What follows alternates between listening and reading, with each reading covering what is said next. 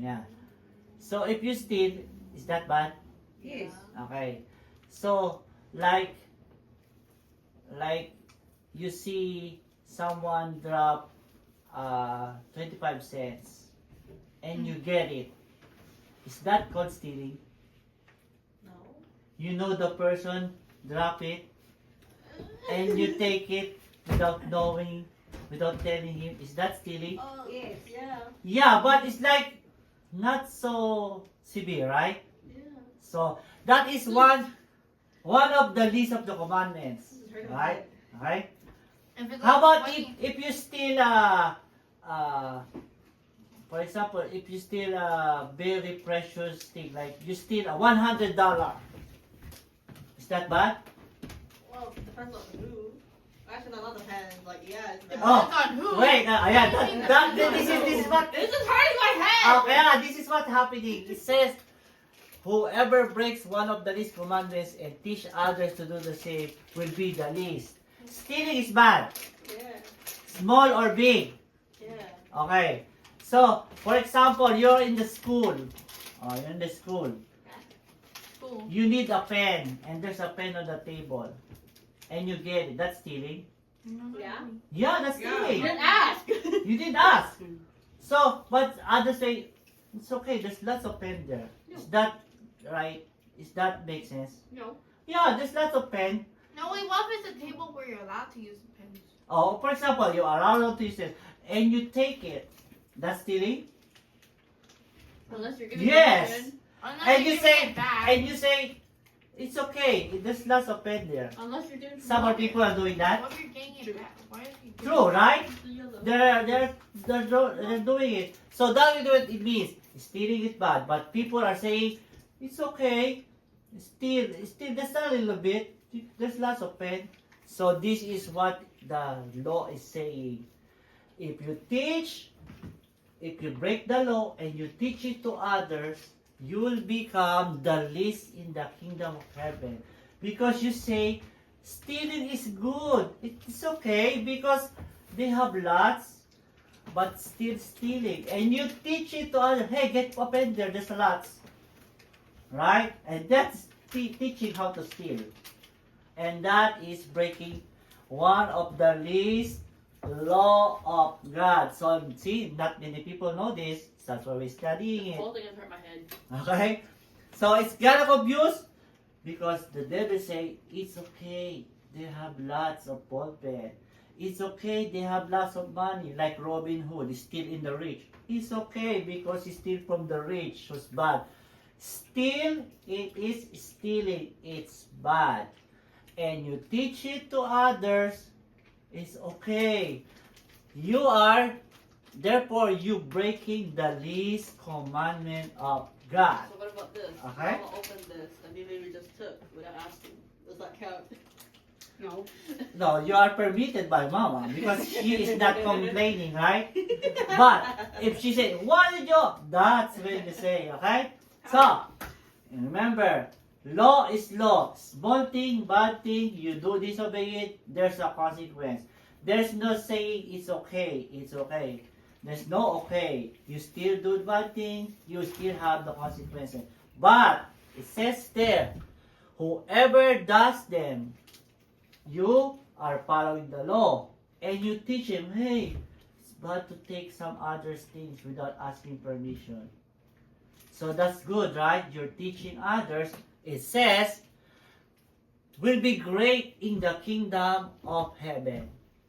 So you know that difference? If you break the law, small things, and you teach to others, you'll become the least.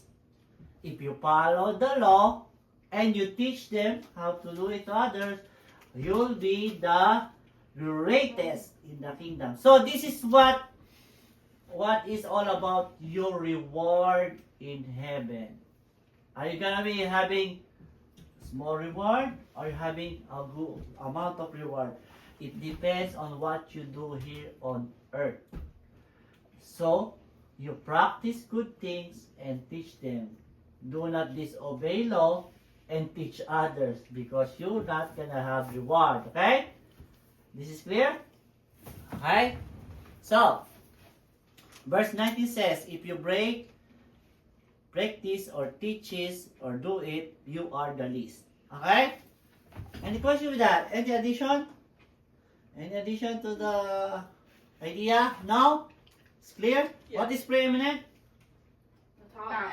Ranks. The top. Shush! So it's very important. Okay? The law is very important. You don't say, I'm okay to steal $1 in the table because there's lots. Huh? You She don't just say stole that. from Mama and she complained. Okay. Next. Oh, next. Fine, it's good to you. Okay. So we have, Oh, we God. therefore distinguish the three kinds of precept. What is precept? Law, rule. Ranks. Law or rule. Oh, no. Okay, so in the Old Testament, we're talking about Old Testament, like the very beginning. There is three. Moral, so I highlight. You know what's moral? Yeah. What's moral? Example. It's like, Character. No, moral character. What is it? Example. it's like you're thinking to do good and stuff, or whatever. Yeah, the right thing to do and like to act, right? The most, or the example I can think of is the trolley test or whatever. What's that? It's like, there's like a line of 5 workers Ah, on one side, and there's your best friend on the other side. And you have to choose which side to like, because there's a trolley going and they can't hear you, and then you have to choose one person. okay. So that's like moral. It's a moral test. Oh, so like yeah. So law is the law, like the rules. There's the before there's a law and no ceremonial law and judicial, moral, ceremonial and judicial. Ceremonial is ceremony like Jeremy? Ceremony. it's like the procedure on how to worship that ceremony. You cannot dress like in short. You cannot dress like in color. There's a ceremonial law. You have to wear this dress.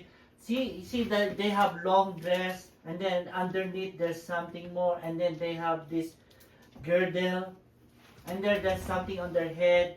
So that's like the procedure. Judicial is how the judgment. Okay, first, moral law, precept which are dictated by the natural law. It's like, is it moral to go with a guy in the night, No. with a stranger? No. So that's immoral. Okay? Oh, he's a stranger. There you go. There you go. Okay? So those are immoral. Okay? Halimbawa, is it moral to borrow money and not paying it? No. That's immoral. Okay? So, you have to do the right thing. Okay? So, there's three kinds of law. Moral, ceremonial, and judicial.